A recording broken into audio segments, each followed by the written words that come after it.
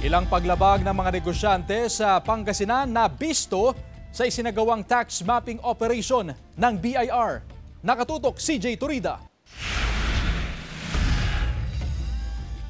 Sa nakaraang linggo, nagsagawa ang BIR ng Tax Compliance and Verification Drive of TCVD sa ilang business establishments sa Central Pangasinan.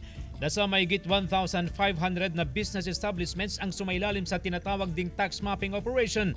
Lampas sa target ng BIR na 1,450.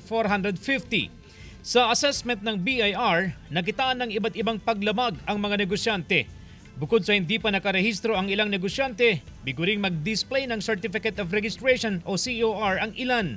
Wala rin daw hawak na books of accounts ang mga negosyante sa kanilang mga pwesto. Lahat ng violation may corresponding penalty. Pero last week, naging friendly yung conduct ng tax compliance verification drive, yung tinatawag nating tax mapping. Ino-note lang namin yung mga violation na nakita. Karamihan sa mga sumailalim sa tax mapping operation ng mga retail store, maliliit na kainan at mga butika, tulad ng kainan na ito sa Kalasyaw, Pangasinan.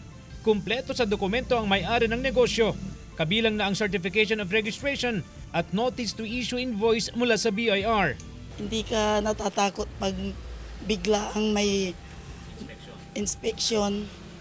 Kaya ayan, kinumpleto ko na para walang takot. Bukod sa tax mapping operation, pinayuhan din ang mga negosyante sa proseso at kung ano ang mga requirement upang mairehistro ang kanilang negosyo. Kung na-notify na siya na hindi pa siya nag-register, susulatan ulit siya na mag-comply. Kung hindi pa rin siya nag-comply at nag-ooperate, pwede nating ipasara yun subject sa Oplan Kandat. Ang unregistered business establishment ay pwedeng magmulta ng hanggang 20,000 pesos depende sa classification ng bayan o syudad kung saan nakatayo ang negosyo.